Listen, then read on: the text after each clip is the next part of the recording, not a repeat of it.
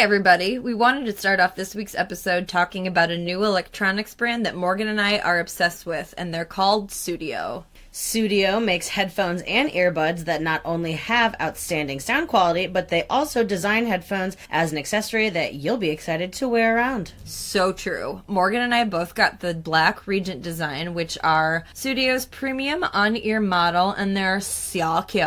So cute. So cute. The combination of high-polished metal and matte surfaces embodies the vision of Scandinavian design. They also come with custom-designed interchangeable caps, so you can change them up whenever you feel like it. Change it up for your mood. Regent are the perfect companion for anyone on the go. They will connect to any device that has Bluetooth, or you can use an aux cord that they also provide. And they also give you 24 plus hours of battery life. That's a lot of life. That's life. Now, don't get us wrong. These headphones are handy, super chic, and contemporary, but they also deliver some of the best sound quality I've ever heard. They provide impeccable clarity in the instrumental tones, well-balanced sound, and definition. Sudio also has a multitude of earbuds, from hard pairs to those nice soft ones that are great for people like me with little tiny ear holes and they get sore. I get it. You can get a pair of your own Sudio headphones today, and if you use our offer code TheSistersGrim, you can get 15% off your entire order. That's right. Use promo code TheSistersGrim. That's TheSistersGrimm. That's right, 2 M's, to get 15% off your very own pair of Sudio headphones or earbuds. Trust us, you won't be disappointed. The Sisters Grimm podcast is intended for mature audiences only. Please listen at your own discretion. Tiptoe through the window. The blackest eyes, the devil's eyes. If it doesn't fit, you must acquit. The most notorious serial killer in the nation, the Night Stalker. The Boston Strangler. The Son of Sam. The infamous Zodiac Killer. What's your favorite scary movie?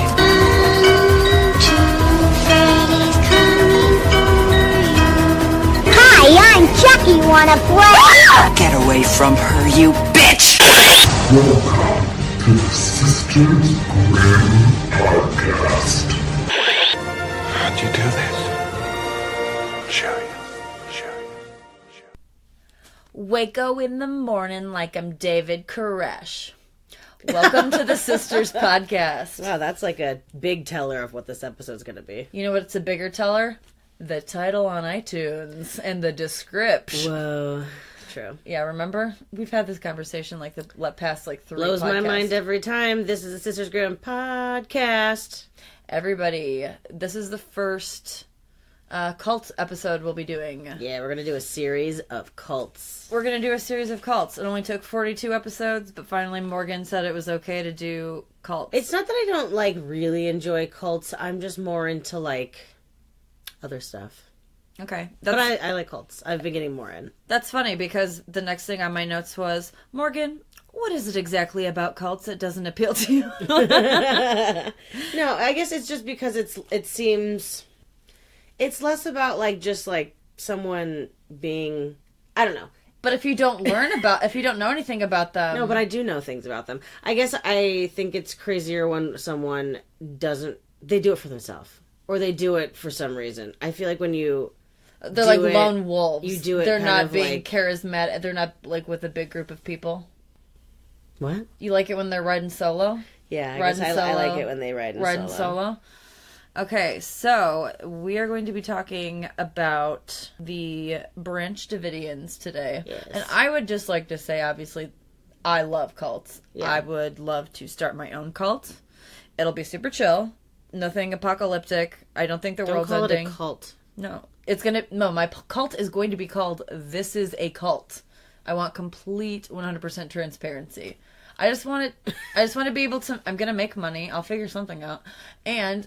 I want just to be able to say, I'm in a cult. Plus, there's that principal I had who told Mom that he thought I was going to grow up and be a cult, and I want to be in a cult. I want to be a cult leader just in the off chance that man is watching the news and my cult has done something, and he'd be like, Helen! Oh my God. I'm psychic! I knew this little girl was going to become a cult leader. Yeah, I wouldn't have an arsenal of guns. Like, you can come and go as you please. You don't have to ostracize family and friends. Right. There will be a dress code, and you can only wear flip-flops from the Dollar Tree. No, those are the most uncomfortable flip-flops. I one time wore a pair and they hurt my feet so bad. I know. That's what you get. No. We will also have swords, machetes, and Molotov cocktails, but just, like, in case. Kind of like how you learn karate, but you don't learn it to practice it. Okay. You don't learn karate to, like... I will not be joining your cult. Who says you are invited? Oh, you have to be invited to your cult? Sounds like a cult. Morgan, my cult is called This is a Cult. So my cult is, I don't wanna be in it. A cult. Cool, I don't want you to be in it either. So let's see. We're talking, like I said, about the Branch Davidians, led by David Koresh, most commonly known leader of the Branch Davidians. I found out more. Okay, I have to mention this. None of you can see this, but Morgan has a scarf, and she has worn it maybe like 15 different ways in the past 5 seconds, and now she looks... keep moving it around. You look like Padme from The Phantom Menace. Thank you. That's, like, very sweet. It's not rude. So, enough about my grassroots cult and Morgan's scarf. I wonder if you could do Kickstarters for cults. Be like, hey... Why not? You can do a Kickstarter for, like, a boob job, so why not? Yeah, why not? So, I'm not going to say who, but, like, while I was doing research for this, I realized that David Koresh bears a striking resemblance to someone in our family, which I thought was weird. I already told Morgan off mic. I'm not going to say it on mic, obviously, but I thought that was sort of funny. So David Koresh was, like, a fuckface.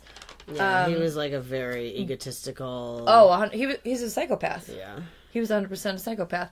And also, but what the Branch Davidians and what people mostly know is Waco. Yeah. The whole Waco situation. That whole thing with Waco. So, I thought that That's what we call Waco. That's what we call Waco. Poor Waco. It's like Columbine. Like, they can't get away from that. Which is weird because I'm going to be bringing that up. I thought it would make sense to do the Branch Davidians now because, and not to, like, spoiler alert, skip to the end, but it all ends very tragically on April 19th of 1993. And April 19th the day before is Columbine happening. Well, I get to that. So, this episode will either come out before, on, or after April 19th, depending on, you know, when it drops and how we're all feeling. Let's try to make it come out on April 19th. But that's, like, kind of later. We'll see. But I think that April 19th is just kind of one of those days, like, that kind of weird shit happens. But... Well, it's coming up. Are you nervous? Maybe. I mean, it is Mercury in retrograde right now. We are. Mercury and Jupiter are both in retrograde. I think Mercury's out of retrograde right now. No, it goes out on 4/20. After Aries season ends, I'm pretty sure. That's ill. Right? Lit. So, I mean, obviously shitty shit happens every single day. Yeah. But I thought that more shit had happened, but there's one that made me keep all of this. So also, Timothy McVeigh carried out the Oklahoma City bombings on April 19th of 1995. Right. Although he did it on purpose as an homage to the Waco incident, he was actually at the Waco incident. What the fuck? Yeah, he was at Waco. Yeah. Also, on April 19th, the Boston Marathon bombing suspect was killed by police. Okay. And on But that wasn't the day that the bombing was? No, but on April 19th, 1971, Charles Manson was sentenced to death. Damn. And he just died. Naturally. So I got a lot of my, I got all of my information mostly from Killer Cults. It's this Time Life, like, special they put out. It literally just came out. And people are pick yours up at your local Target. Yes, it can only be displayed until 4/20 of 2018. Interesting. It is very interesting. It's cool. It has the Branch Davidians. It has Heaven's Gate. It has Charles Manson. Which I'm now thinking more and more as a cult. But it's so crazy because those things that I mentioned happening, like bombing, this is all about bombing. Yeah. Like cult, like Manson, cult leader, you know. Everything happens for a reason. Also, like you were saying before, so Dylan Klebold and Eric Harris had originally planned to bomb Columbine High School on the 19th in 1999. But then they were like, let's get high and videotape ourselves instead. I guess. And they were also doing it as an homage to Waco and Oklahoma because as true crime fans would all... It looks like Tuesday's hugging Charles Manson right now. Yeah. And honestly, I can't. She's hugging the fucking magazine with him on it. I put that magazine in my freezer at nighttime because I don't want Marshall Applewhite looking at me. By the way, Google Marshall Applewhite, you will cry. So, I don't really know why the boys... We did it on the 420. Yeah. Maybe because it was 420 and they were trying to be more ill. Maybe? IDK. Who knows? So, to get back into the Branch Davidians, also sorry if all of this paper is picking up, because I am computerless right now, so I'm, like, getting all my information on the streets and shit. So, the Branch Davidians was originally founded in 1929 by Victor T. Houteff as a small Seventh-day Adventist movement. And then in 1955, it was taken over by Ben Roden, who believed he was a prophet from God. You know, like all cult leaders. So David Koresh grew up, actually, in this cult. And in 1987, he challenged Roden. Because at this point, Roden's son, George, took over. Because I think Ben was old. And so George was like, I'm the Messiah now. And then David Koresh was like, no, bitch, I'm the Messiah. And I think George was, like, killed by, like, a rival cult leader. I don't know. That information was sort of difficult to obtain. Also, David Koresh's real name was Vernon Wayne Howell. And around, like, maybe 2 years after he started being the leader, he decided to change his name to David Koresh, which makes sense. I don't know why they were called the Davidians. Maybe it was after the teachings of David from the Bible? Right. Because they're obviously worshiping the Christian God in this cult. So do they do the whole speaking in tongues? I don't know. They don't talk about that. In 1985, George Roden took over. And then David was like, no way, Jose. And George, didn't just take it lying down. And so they both shot at each other. And George was sent to jail, and Vernon, a.k.a. David Koresh, usurped the role and became leader. And also became David Koresh. Why he did not go to jail, that's how charismatic he was. Did he die, the guy he shot?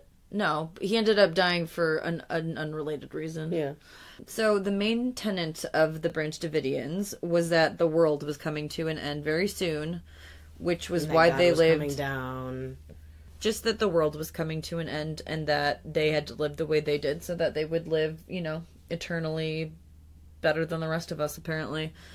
And so that's why they lived in a compound, because they also believed in, secular survival, because they thought that they were going to be persecuted for their cult. Mm-hmm. So David Koresh led the group like an authoritarian monster. He would have people spanked for disobeying. There was literally a room called the spanking room. Ew. Which sounds... disgusting and horrifying. Super 50 Shades of Grey and disgusting.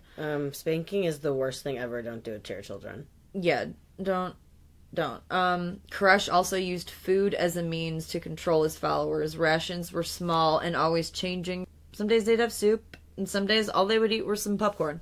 And he would also make them stay awake for long periods of time, and that is how you break a person down and make them rely entirely on you, is by making them completely out of it. Dehydrated. Because you'll do anything to sleep. Exactly, and you'll do anything to, make your body goes into survival mode, and so you're just like, I'll do this one last thing just so I can, sleep after this. Exactly. Yeah. So strict rules like this, and also making people disoriented, is a really good way. And Koresh was really, really, really good at it. Another rule was that men weren't allowed to have sex, even with their own wives. But Koresh could have sex with them whenever he wanted, because he believed that his seed was the only one to be used to make children. Yeah. It's weird that no one's like, huh... every dude is just like, that's fine. Like, what? I think it was okay because do you remember on American Horror Story Cult, like how all the dudes like slept in the basement? Yeah. I mean, they do David Koresh on that episode. Yeah. It's just so bonkers. So good. But I mean, that's how it was, and that's how it was in a lot of. It's either everyone's having sex, or just the leader is having sex, or, I mean, it's all just horrible. And he was also having sex with little minors. Girls, He was disgusting. Like I said, he was a pedophile. He married a 14-year-old girl when he was 24. That's gross. That's disgusting. And they had some children. He had a lot of children. So, psychiatrists who have studied Koresh categorize him as a psychopath due to his ability to be so charming and persuasive.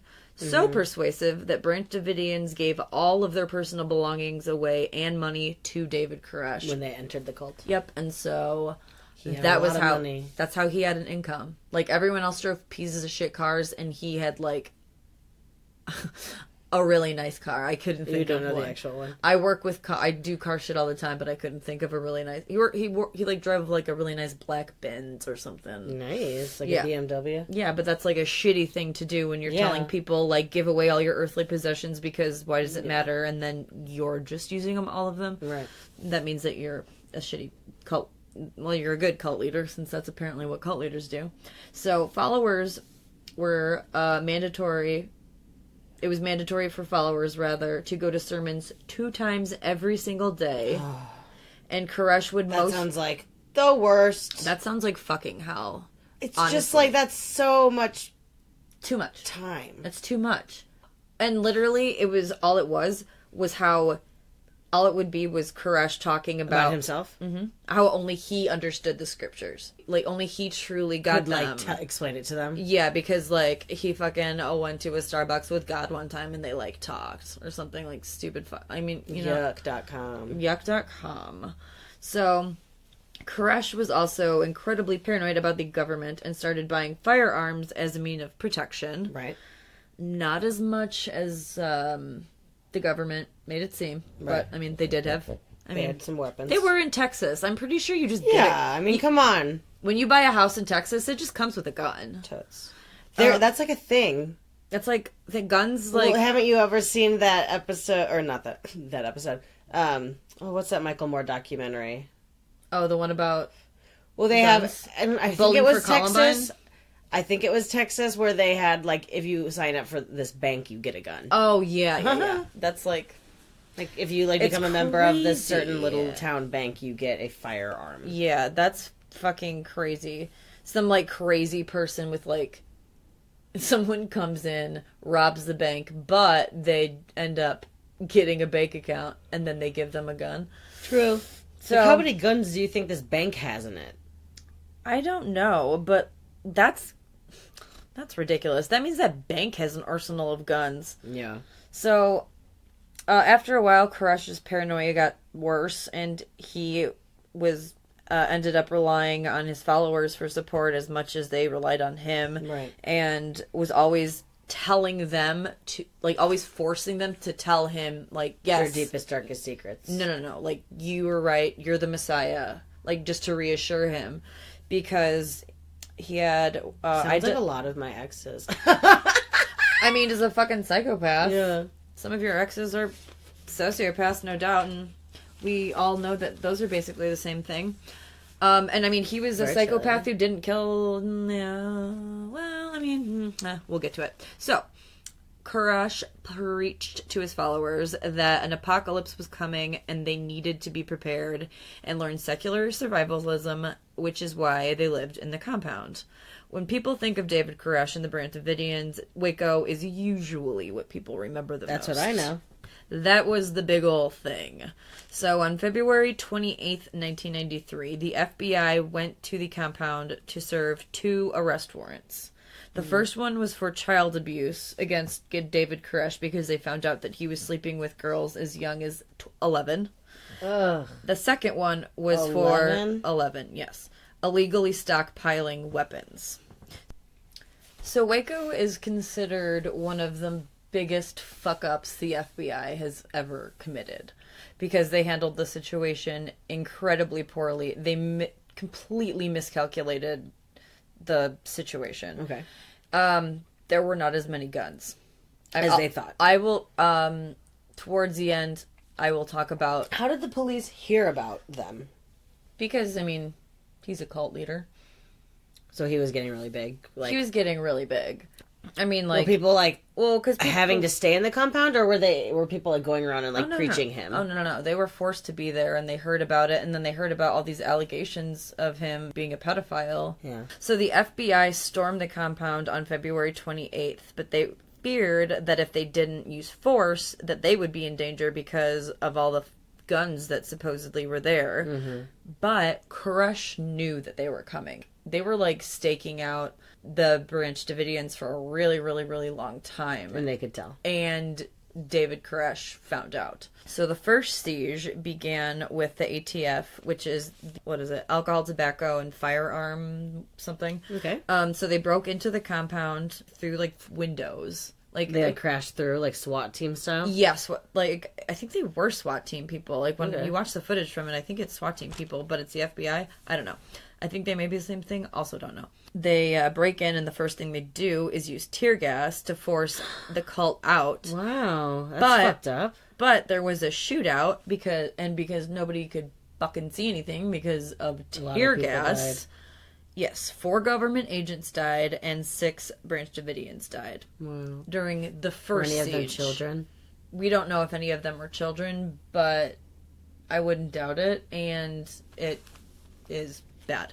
So, the FBI... I don't know why I left. So, the FBI continued to stake out the compound for 51 days. The whole Waco thing started on February 28th, and it did not end until April. So they broke in, they did the tear gas, they fought and shot out, and then the Branch Davidian people stayed there longer? They stayed. Because David Koresh was holding them all hostage. Including the rest of the people from the FBI. No, the FBI realized that they had made a horrible mistake and all left. Oh, fuck. So they were like, we went about this all wrong. They did not realize that the Branch Davidians were way more prepared for them coming than... Like, they thought that they were, like, fucking slick and cool as fuck, but they knew. Well, it's stupid to use tear gas, because isn't that going to fuck you up, too? You would think... Well, because they were wearing gas masks. Because they had, obviously... Still, that's, like, a poor idea. It's not... Especially if you're planning on using a gun. I mean, I've never seen tear gas, but I'm guessing you can't see through it. Especially if it's making you tear up. Doy. Right. You know when you can't... You know the best time to shoot a gun? Not when you're crying. No, definitely not. So, during the 51 days, there was negotiating with Koresh, mostly to let the children leave, which at some points he did. Maybe right now I'll play a couple little clips of the negotiations between David Koresh and because he was they were like talking all the time with him. So I'll play one of those now. His name's Koresh, according to Scripture. So is religion oppressing its people. That's all right. When he comes again, he has a book. Let him be oppressed. Let him judge. Then shall he speak to them in his wrath and vex them and restore his pleasure. People are fixing to get an ass kicking. When Christ comes again, you saw it. He's going to bring a... And it has 7 seals. Why do the heathen rage? What's their problem? America, this is the biggest lie that's ever been put before the American public ever. Hello? Yeah, this is Lieutenant Lynch. May I help you? Yeah, there's 75 men around our building and they're shooting at us in Mount Carmel. Mount Carmel? Yeah, tell them there are children and women in here and to call it off. All right, hello? I hear gunfire. Oh, shit. 52 ever wants to go out. No. Don't tell me that. Tell me that you're sending somebody out. I'm not going to... You don't see, you don't understand about these people yet. Okay, you don't understand about the people here yet, either. Okay, well, if this is the way we want to play, then we come to a point I'm not wanting to where... play anything. Look, you are playing. No, everyone in the tanks up there is playing. No, nobody is. People just want to see some progress. Look, some progress is being made. You don't realize what kind of progress is being made. there are people all over this world who are going to benefit from this book of the Seven Seals. You don't seem to understand. And what you don't seem to understand is that the people here want to see that kind of progress, but other kind of progress. There's no reason why you couldn't be doing the same very thing that you're doing now within the place. It's not true. What you're saying is not based on the truth. Yeah, he's fucking insane. He's bonkers, cuckoo bananas. So, it's really hard doing notes on a yellow pad. I don't know why. I keep forgetting where I am every time. So, like I said, Waco was and is still historically known as one of the biggest fuck-ups of the FBI. They changed up their hostage negotiators, all of whom had different tactics, which really fucked with David Koresh, because some of them would play towards how he's such a narcissist. Like, some of them would do good cop, some would do bad cop. Of all of the negotiators, the best was Dwayne Fuselier, who also worked during the Columbine thing. He was retired, I believe, at the time, and the FBI was like, "You're the fucking best. Get here now." But that was also when they didn't realize that Dylan and Eric had committed suicide, right, like moments after. Fuselier was the only negotiator who made any progress with Koresh. He was the only one who was able to, like, some people were able to leave. Yeah. A lot of the adults were arrested, but, I mean, like, whenever Fuselier would talk to Koresh, like, that was when Koresh would be like, okay, I guess I'll let some kids, because that's what became, I mean, not that humans, or that... Good for that guy. That adults, he's very good. Yeah. He's very good. I feel like I'd be good at that. You could be. I mean, you never know until you're in that situation. I mean, you just literally have to... This makes me want to go back and watch Mindhunter. Yeah, or read Columbine. So, Fuselier believes that if he could have talked to Koresh a little longer, the horrific ending that happened could have been prevented. Yeah. Because they were literally, like, negotiating until the very end, and then Janet Reno just, like, fucking dropped the hammer, and shit went bad. So, shit went south. I personally remember Waco very vividly because, for whatever reason, at my tiny little Christian school, they decided it was okay to play. Wow. All of the Waco footage. That's awesome, I was 6, and there were children dying. Yeah. So... Well, tell the story. Well, anyways. Wait, tell what story? Of when they died. Of when they died. Well, I mean, I'm just telling you where I was in time. We also had to watch the Oklahoma City bombing situation. That was messed up. So, the FBI used very, very weird tactics because, obviously, like I've said, their main thing was getting these people out of there. Mm-hmm. And so they used really weird tactics to try to get them out. They had, like, huge loudspeakers, and they would play Tibetan, like, chant music, which, like, maybe they liked Tibetan chant music. Yeah.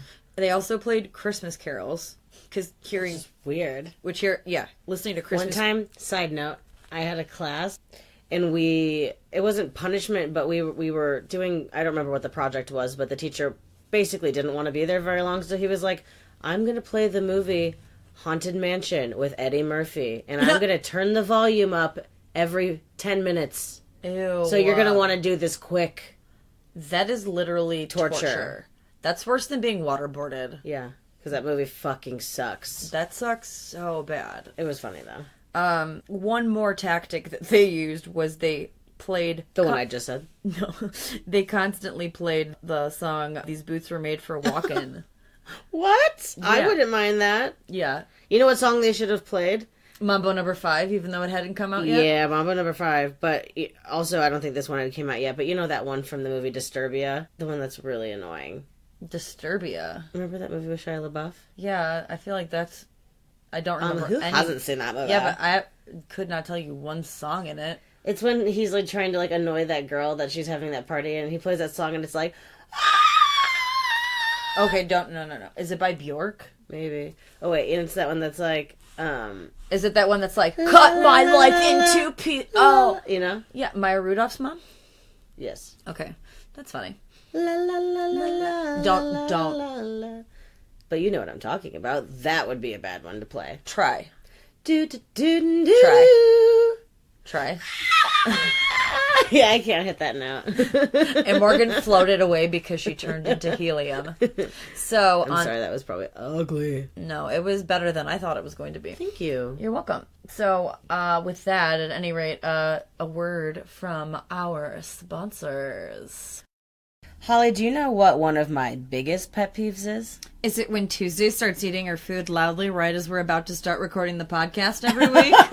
Yeah, but also, you know, like when your headphones or your earbuds or whatever get all tangled up and there's a million little knots and you can't get them out? I hate that too, which is why I've been loving our new Studio Bluetooth headphones. Even the cord they do provide if you don't feel like using Bluetooth isn't one of those skinny little cords that get tangled super duper easy. Everything about the Studio design is a sleek and unbelievably streamlined process. Studio was inspired by the beauty and vibrance of Stockholm, Sweden, and they believe remaining true to their Scandinavian roots is what has helped get them where they are today. Studio wants to revolutionize the way consumers see headphones and earbuds, not just as a tech device, but also as a gorgeous accessory that you'll be proud to wear out and about. I know, I've already taken several cute photos with my headphones. Holly and I both got the Regent on-ear model, and we also both got the really cute marble interchangeable caps that they provide. And people keep coming up to me asking me where I've got them, because they don't look like any other headphone really out there, like on the market right now. No, same here. They're definitely a piece of art, and you can wear them around, and as an artist, I'm obsessed. Their minimalistic look is very cute. Studio also has smaller earbuds like their tray design that are amazing for working out. They're sweat-proof, and they have custom wingtips so they fit very securely around your ear. What the frick are you waiting for? Go to their website, studio.com, to get your first pair of headphones or earbuds, and if you use our promo code, The Sisters Grimm, that's with 2 M's, you'll get 15% off. That's right, The Sisters Grimm, 2 M's for 15% off your entire order today.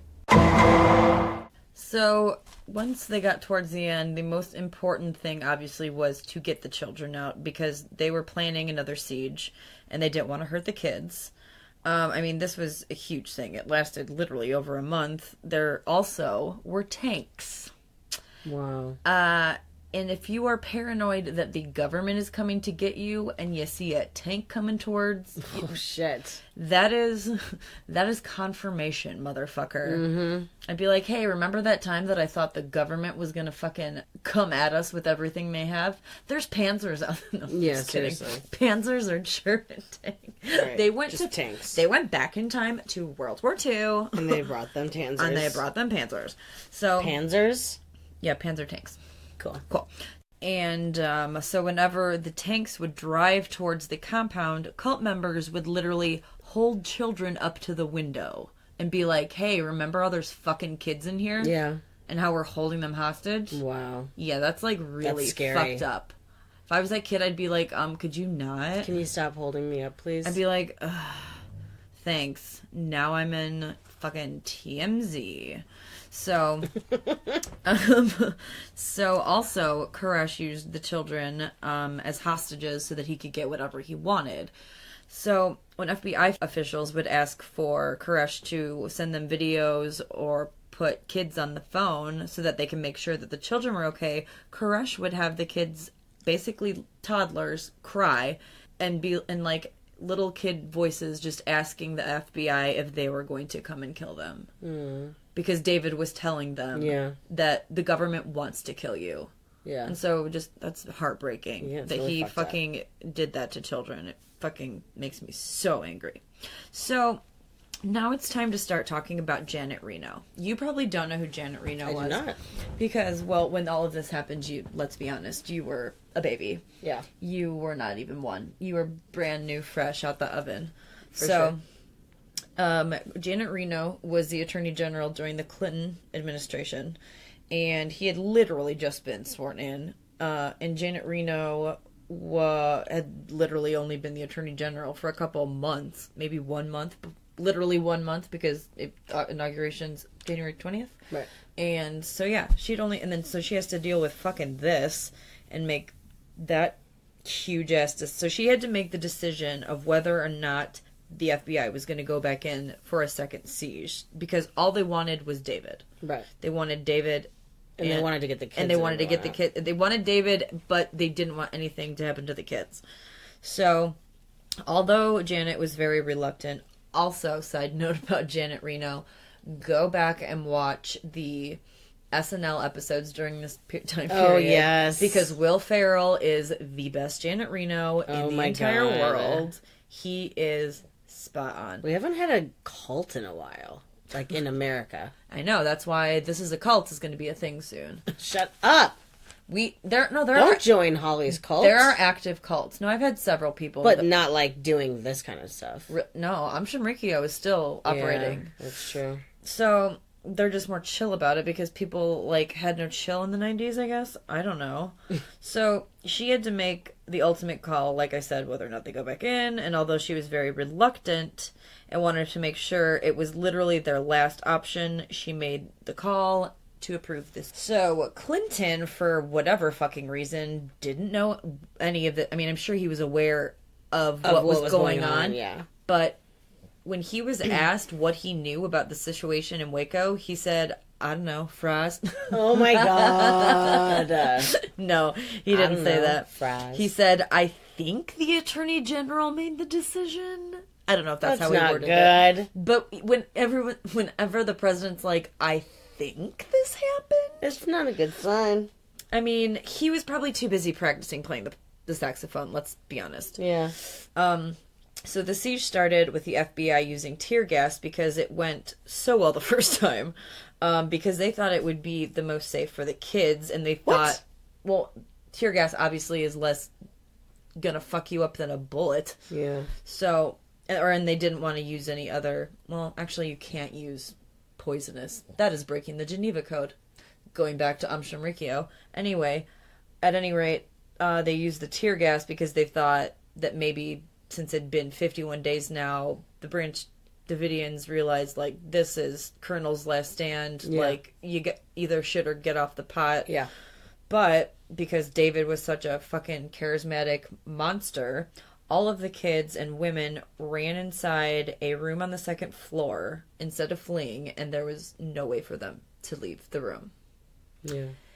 Yeah. So after the gas attack, a small white flag appeared out of the window of the compound. What? But the FBI did not cease fire.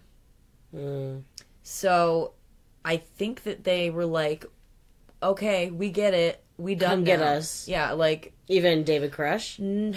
Well, I don't know. At some point, and I don't know when, but David died. Like, a lot of people died, obviously. Well, I won't get into it. I'll talk about it later. It's spoiler alerts. So, around noon, FBI agents claimed they saw a cult member wearing a gas mask, and they were trying to light something on fire. So, an agent pleaded over the loudspeaker. This is before they went in. Mm-hmm. This was before the siege. The second siege, rather, that is. And so, an agent pleaded over the loudspeaker to stop. Don't do this. There were still children. Yeah. And all of his children, and he had like fucking 14 or 19 kids, were all still in there. He didn't let any of them go. Yeah. But it was too late, and a fire was started, which set off all the gun ammunition that was in it. Wow. And it was a very blustery day, and the house was like out in the prairie in fucking Texas. So, and it's full of fucking Bibles and paper and shit. So that place went up real quick. Yeah, it went from 0 to 100 real quick. It was just like a ball of fire. I remember it happening and being like, not comprehending it because I was like 6, being like, that probably shouldn't be happening. So, like I said, it was windy and it made don't do notes, people. If you have a podcast, don't do them on yellow legal pad. It's hard to read. Don't do longhand. You look cool, but it's not cool. Do you? No. I would say no, but not really. People think they look cool. So, once the fire was put out, all that was left were ashes and bones. Whoa. 100 Branch Davidians died in the fire, including several children. All of David Koresh's children. I believe all of David Koresh's children. I'm pretty sure he did not let any of them go. So the children who escaped, or who were able to escape and were let go, were basically broken children. Yeah. But because only mostly children were let go, they were the only survivors. So they were the only people who were able to tell the story of what it was like being, in the Branch Davidian compound. There's actually a very sad story of a little girl who was a Branch Davidian, and she was a survivor, and she got a new home, like a foster home, and she was so amazed that they had running water, that they had plumbing, that they ate 3 times a day, and that their meals were warm, because Branch Davidians were vegetarians and only ate fruit and vegetables. Yeah, weird, but... And popcorn. Yeah, and popcorn, apparently. And soup. Soup isn't usually cold. Soup is not usually cold. No. That soup must have been like... Maybe they were drinking, like, split pea soup. No, I'm sure it was like a vegetable-based soup. Yeah. It was vegetable, no doubt. So this is really fucking sad. Remember how I told you about the spanking room? Yeah. Yeah. So at one point, they were showing the little girl around the house, like her new house. They went by the basement door, and she passed it and just stood there. And she was like, "Do you have a whipping room down there?" And her new mom was like, "No." She's like, "Did you have one?" And the little girl said, "Yeah. When, we didn't do what they wanted us to, they took us down there so that they could beat us and no one could hear us." Wow. Yeah. Like I said, they were broken. Yeah, a lot of cults beat their children. Yeah. So, apparently in the Branch Davidian cult, traditional familial bonds were prohibited. He didn't want, you have your nuclear, me, mom, dad, you have your family.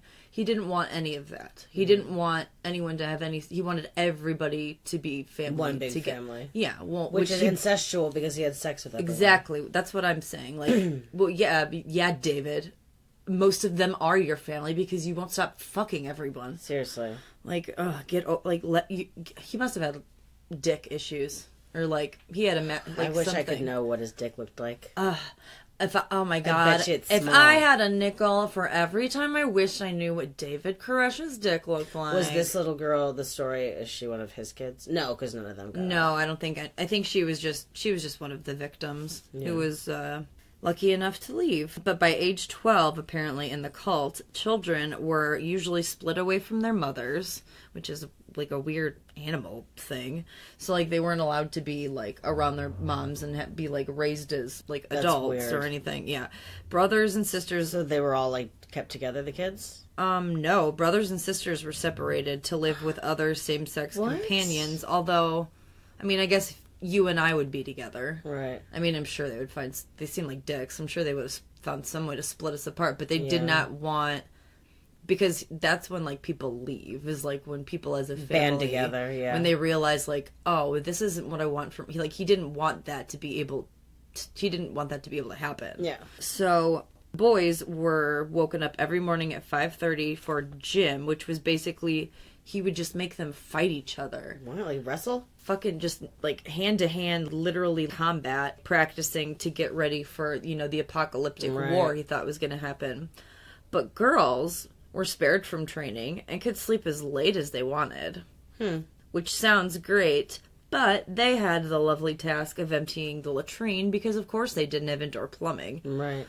Which is fucking disgusting. Is this the one... Because I was reading something about a cult. You're thinking of your Children of God. Are they the ones who had sex class all day? Yeah. Ugh. Well, no. Actually, no. These kids the girls strictly would always be having class that was based on how to please a man. They were very... The Children of God were an incredibly sexual... sexual cult. But I think you are talking about this one because girls were usually singled out around the age of 11, and he was very open in talking about sex and prepared them for intercourse. Ew. So, yeah, you were right. Oh my god, I would have punched him in the face. But you wouldn't have. Because you would have been brainwashed. Because you grew up completely different. I've gotten in trouble at jobs for not being nice to people. I know, but you would have been raised brainwashed. Just like how you're atheist right now, but if you were born, in a Muslim country... Atheist. Well, I mean, like, whatever... I'm like, I don't know these. Okay, so you're agnostic. Yeah. But, like, if you grew up in a Muslim... Like, you could be a Muslim right now. It all just depends on where you were born. No, I know. Like, you know what I mean? But there's definitely still some of them I'm sure weren't fucking into it at all. Oh, 100%. 100. Like, just because you're born into it doesn't mean that you're, like, gonna go for it. Yes, I completely agree. I just don't want to victim blame, because it's not like I'm those just saying children. what I would do. No, I get that. There was also a lot of shit, like, it was very controversial of whether what they did was justifiable or not. And so, obviously, the gun people got really, like, ticked off, like, why are you saying we can't have our guns? Mm-hmm. And they were like, you can have a gun, you just can't have a fucking shit ton. Right. So at first, Janet Reno was praised for taking responsibility for the fuck up. Mm-hmm. Because, obviously, they fucked up. They fucked up big time. And she was, she owned up to her shit. Well, also, she if was the a point real was woman. that they thought they had a lot more weapons than they did, then starting fires was something that they knew was probably going to happen, Well, also, it was made known very early that David, I think he may have even said, like, I'm not giving myself up. I'm not leaving here alive, which is why he died by a gunshot wound. Because someone shot him in the back of the head because he was too worried to do it himself. Mm-hmm. Oh, another fucked up kid thing. The kids were also... They had videos of them demonstrating how they knew how to kill themselves. Mm-hmm. And it was like videos of little kids with guns in their mouths. That's disgusting. It's super disgusting. So... Like handguns? No, shotguns. That was another reason. They also thought he had illegal firearms. So he had... But all of them were legal? Well, I do not know. But I believe he had sawed-off shotguns that were sawed off too much. Because, like, there's a legal amount, because, like, otherwise you can't have a fucking shotgun as a concealed weapon. That's what Columbine did. Or, when I say Columbine, I mean Dylan Klebold and Eric Harris. Yeah, that's what Columbine did. That's what Columbine... I mean, that's what it's...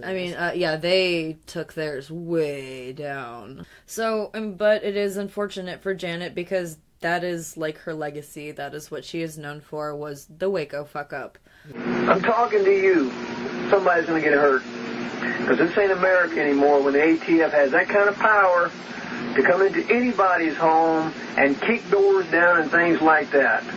So, when the 500-page ATF report came out detailing the events of Waco, it was finally brought to light just how bad they really fucked up. So, the ATF had established an undercover house near the compound and installed 8 agents who were posing as college students, but they were way too old to be, like, and they carried briefcases and drove, like, really expensive cars. I think this may have been one of the things. I think this is what, like, they gave themselves away. Like, I think this is how they David weren't very Koresh... sly. Yeah, this is how they were like, oh, okay. And David Koresh is a fucking smart dude. Oh, he was incredibly smart. Yeah. He was a smart-ass motherfucker. A piece of shit, but, So, also, the raid planners chose a direct assault, in part because they believed Koresh never left the compound, but he did leave the compound. So they lied about that. Mm-hmm. So, faulty intelligence led the ATF to believe that the Branch Davidians kept their guns under lock and key, but guns were distributed in regular... They had the normal amount of guns. Okay. Like, everybody had a gun. It's not like they had, like... massive amounts of... Yeah, they still had a decent amount of guns. Yeah, I mean, like, don't get me wrong. There were a lot of them, and they had a fucking spanking room, but they didn't have, like, a gun room that was just full of, like, 525,600 guns. Right. Like, everyone but just still, had... I mean, that's still a decent amount of guns. It's still a lot of guns. For one person. Place. Oh, I 100% agree. Like, maybe not everybody needs a gun. No. So, also, 11 days before the raid, ATF ended surveillance on the compound. So the Bureau's tactical planners said that they didn't learn of this gap until after the raid. So they lied about it. So they stopped surveilling them making it seem like, they're not a threat anymore. Right. And then went back and fucked everything up. Yeah. Sieged. Starring. Well, damn, dude. Yeah, man. So that is David Koresh and the Branch Davidians, and that is fucking Waco, boy. And it sucks. Poor Waco. Waco will only be known. It's like Columbine. People only know it by, like, when you hear the word Waco, you think of one thing. You think of a burning compound. If you type in Waco in Google, that event you're going to get that. Yeah, that's the first thing that comes up. And burning pictures of buildings show up. Yeah, no. It's horrifying. Yeah. It's terrifying. I told you I had to watch it as a kid. It was, like, not cool. Definitely not cool. No. Not cool. So, this is the end of the episode. This is the end of the Sisters Grimm podcast episode. Forever. No, I'm just kidding. So, I recommend everyone... go out and get this. Hurry your fucking dicks off, because it's only on display until 4/20. Apparently, it's $11.99 in the U.S. It's $14.99 in Canada. I'm sorry to all of our other country listeners. We don't know your price range. They don't know. You'll know it because there's a big old picture of Charles Mancy on the front, and there's a terrifying picture of Marshall Applewhite on the back. Yeah, terrifying. Terrifying. Yeah, it's great. They talk about, all the classics. Which we will be talking about later. Exactly. In upcoming episodes. Yeah, because Morgan likes cults now. I'm into cults. She won't join mine, but she likes them. I will not join yours. Honestly, watch the American Horror Story season of Cults. Oh my god, fucking great. That's such a good season. They nailed the they just did such a good job, because they took like little elements from these super well-known cults, and added it into one and made it their what cult. Could be a current day cult. Exactly. A fucking Trump and cult, what bitch. People don't realize is that cult leaders, yes, they're charismatic and whatever, but like they're unstable. Yeah. And they also get bored really easy, especially David Koresh, because he's a psychopath, and psychopaths get bored. He wasn't a serial killer, so he was like trying to get all of this, like banging all the 14-year-olds. Well, yeah, because he was just all he wanted was like adulation, and so he needed a lot of like affirmation. Exactly, and even so, but no matter how much he would get, it was never enough. Kind of like how I know how people like that. Well, and how like killers kill people and they think that it's going to make them feel so much better once they do it, and it doesn't. Yeah. Which is why they just keep, chasing that dragon. Isn't that when you do heroin? I'm pretty sure. Okay. I would not know what that is like. But I know what it's like to want to go for your dreams. For sure. So you can catch us on Instagram at the Sisters Grimm Podcast. Catch us on Twitter at the Sisters Grimm Pod. Look out for my cult. It will be called This Is a Cult. No, guys, fuck you, Morgan, just because you don't want to be in it. And just as like a warning, guys, don't answer phone calls if it's your zip code and your first 3 numbers of your phone. Dude. Because it's a fucking cult. Dude, no. Wait. Are you saying it's me? I'm not going to cold call. I'm not going to cold call people. No, when people call you, when I get so many missed calls from the first 3, like my my Morgan, area that's code a scam. and it's a cult. Everyone knows that. No, it's a scam. That's not how cults work. It's not a cult. It's culty. It's Russia. It's Putin. Putin. So, this has been the Sisters Grimm Podcast. Like we said, we are signing off. We love all of you. We hope you have a cool day. If you are in a cult and you're listening, hit us up on MySpace if you're allowed to. Yeah, hit up our MySpace at Sisters Grimm Podcast. Hit up our Zanga. Hit up our WordPress. Hit up our Blogger. Hit me on AOL. Chat. We are rooms. We are Sisters Grimm 1234 on AIM. Yeah, AIM. Whoa. On Yahoo Messenger, we are Cutie Cutie. Bye. Morgan hates me.